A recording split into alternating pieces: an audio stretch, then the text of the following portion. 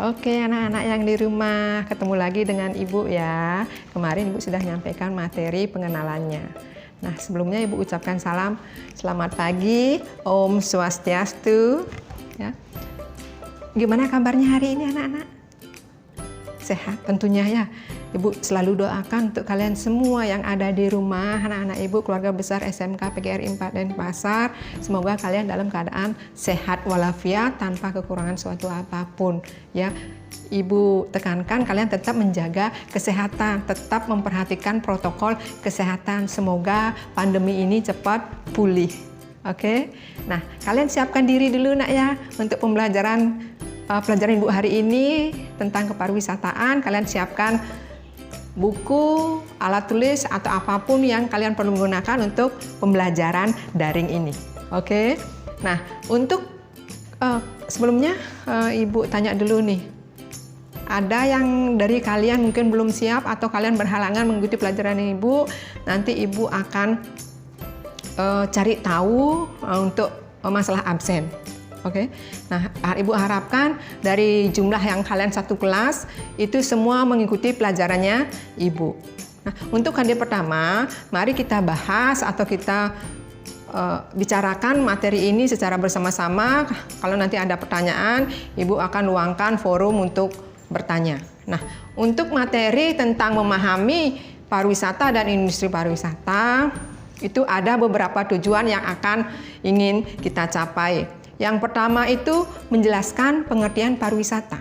Karena kalian jurusan pariwisata, ya, itu kalian harus tahu yang namanya pariwisata. Biar enggak tahu ucapan pariwisata aja, tapi kalian tidak mengerti apa sih itu pariwisata. Ya. Kemudian yang kedua, menjelaskan aspek-aspek yang ada dalam pariwisata.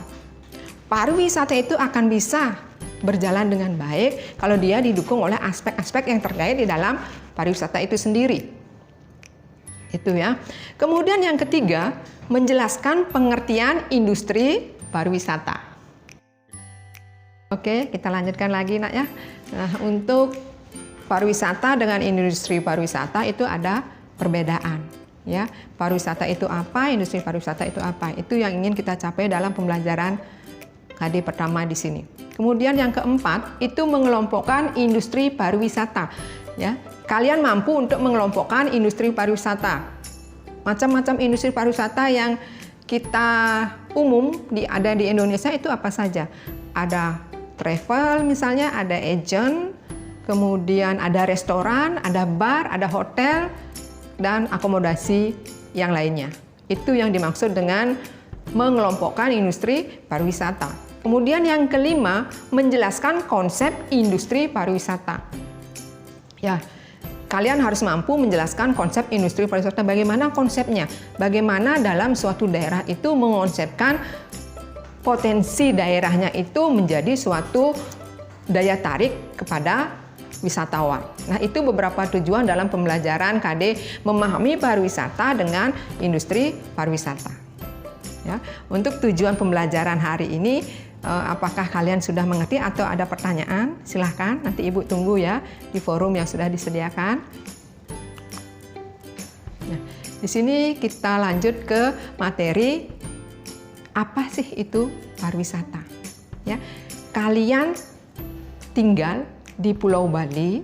Pulau Bali sudah kalian tahu itu adalah pulau beribu atau Pulau Dewata, yang lebih dikenal dengan Pulau Dewata. Itu dia adalah sebagai pulaunya pariwisata.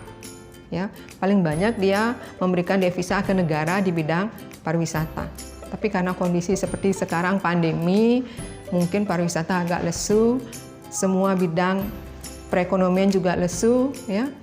Nah, inilah tantangan kita untuk kedepannya, bagaimana membenahi pariwisata yang dulu sempat melejit atau sempat naik, sekarang sedang lesu. Kita di sini adalah PR untuk semua ya stick-stick yang terkait di dalam di pulau ini untuk memperbaiki pariwisata.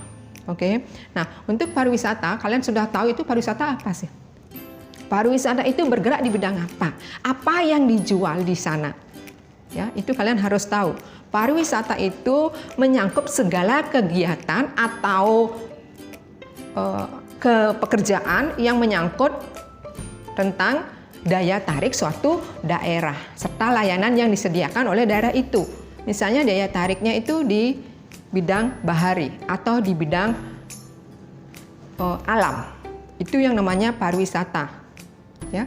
Jadi pariwisata itu adalah segala hal atau kegiatan di bidang wisata didukung oleh berbagai macam fasilitas yang disediakan oleh daerah itu sendiri atau pulau itu sendiri. Itu yang namanya pariwisata menurut Undang-Undang Nomor 10 Tahun 2009. Ya. Kemudian kalau menurut Kuhn Meyer, itu pariwisata adalah aktivitas perjalanan, ya. Pariwisata itu adalah aktivitas ya, Nak ya. Kalau kalian berkunjung ke suatu daerah, itu namanya pariwisata, termasuk pariwisata karena kalian sudah bermain atau berkunjung ke daerah tersebut. Itu namanya aktivitas. Aktivitas yang kalian lakukan untuk mengetahui suatu keunggulan daerah tertentu itu juga termasuk namanya pariwisata. Itu menurut Kuhn Meyer. Kuhn Meyer mengartikan pariwisata itu sebagai suatu aktivitas perjalanan yang dilakukan sementara waktu, bukan untuk menetap. Ya, itu digarisbawahi untuk sementara waktu. Dari satu tempat tinggal ke tujuan tertentu, ke daerah tujuan tertentu dengan alasan untuk menetap sementara atau mencari nafkah sementara. Itu namanya pariwisata. Ya. Dari pengertian menurut Undang-Undang Nomor 10 Tahun 2009 dengan yang dikemukakan oleh Kuhn Meyer, ada pertanyaan dari kalian? Apa kalian sudah mengerti? Kalau tidak ada pertanyaan, sekarang tugas di pertengahan, Ibu minta kalian menyimpulkan, ya, menyimpulkan dari kedua yang Ibu jelaskan tadi menurut Undang-Undang Nomor 10 Tahun 2009 dan menurut Kuhn Meyer, kalian simpulkan menurut pendapat kalian sendiri, ya. Nanti Ibu tunggu jawaban kalian. Itu baru tugas pertama di awal pembelajaran hari ini. Oke, kita lanjut. Ya, sekarang tugas yang kedua.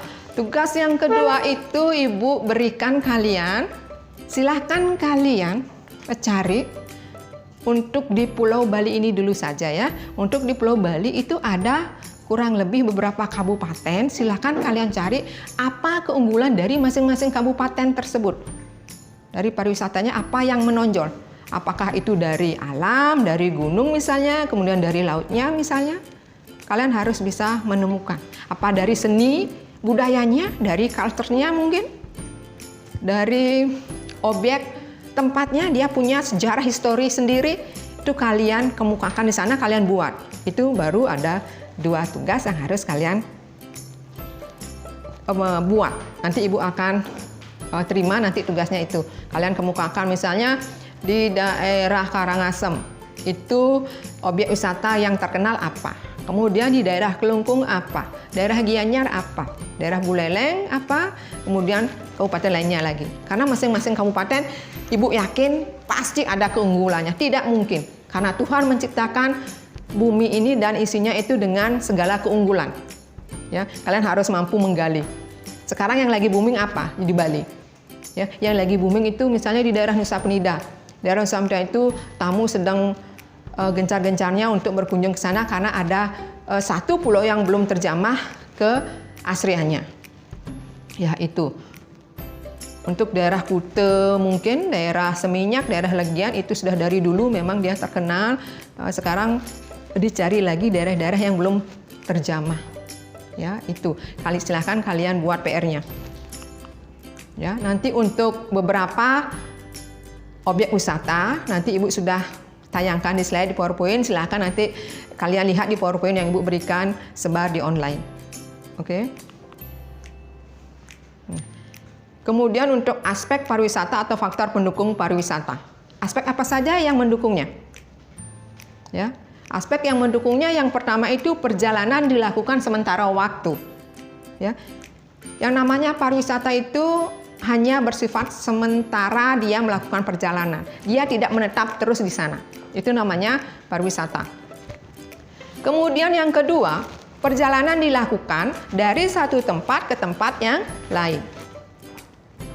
Itu namanya pariwisata. Kalau tourism atau wisatawan datang ke Bali, misalnya Ibu berbicara di Bali dulu, karena Bali adalah pariwisatanya Indonesia yang paling banyak. Ya, kalau wisatawan datang ke Bali, kalau dia cukup satu kabupaten, rugi dia anaknya. Makanya dia pasti semua daerah dia kunjungi. Kalau sudah di Bali semua dia kunjungi, pasti dia akan lari ke Indonesia Timur. Yang terkenal itu di Lombok sekarang. Ya, di Lombok, NTT, Labuan Bajo, ya, itu yang terkenal destinasinya sekarang. Itu yang dicari oleh wisatawan. Itu maksudnya perjalanan dilakukan dari satu tempat ke tempat yang lain. Yang jelas nanti wisatawan itu harus punya modal, khususnya modal untuk bekal selama dia berada di daerah objek wisata. Biar ada kasus, ada tamu atau wisatawan yang kehabisan bekal sampai dia kebingungan mau ngapain di daerah orang. Itu yang maksudnya perjalanan dilakukan dari satu tempat ke tempat yang lain. Nah, kita lanjut ke materi aspek pariwisata yang poin yang ketiga, yaitu perjalanan dilakukan dari satu tempat ke tempat yang lain. Maksudnya di sini kalau wisatawan datang ke daerah tertentu itu tidak cukup hanya satu tempat. Dia rasa ingin tahunya pasti besar. Makanya beberapa tempat dia harus kunjungi.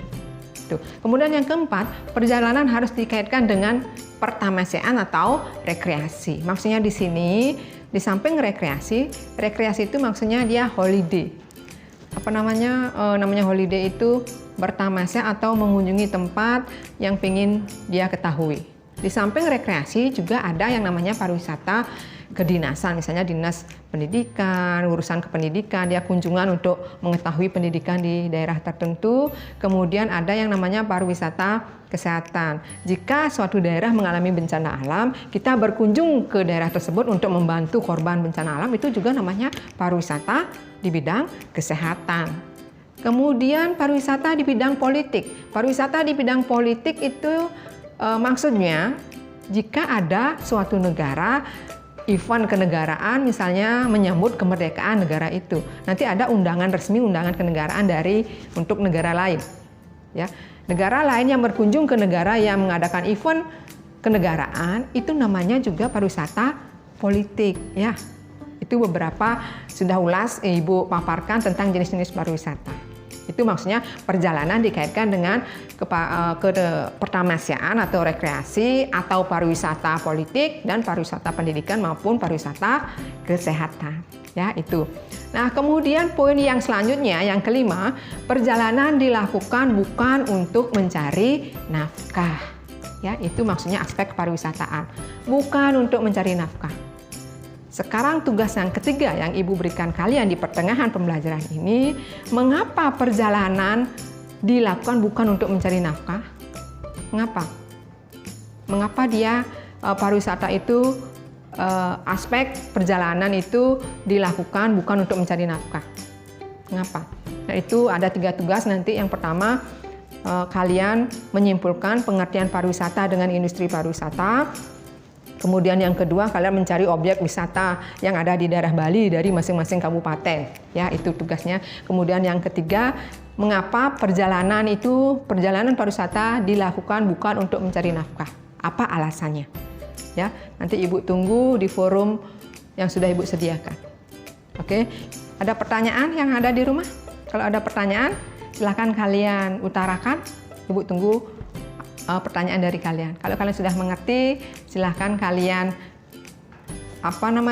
simpan dalam bentuk apapun itu, nanti file yang Ibu berikan kalian simpan, apakah dalam bentuk soft copy atau hard copy, silahkan. Yang penting kalian mengerti dengan materi yang Ibu berikan.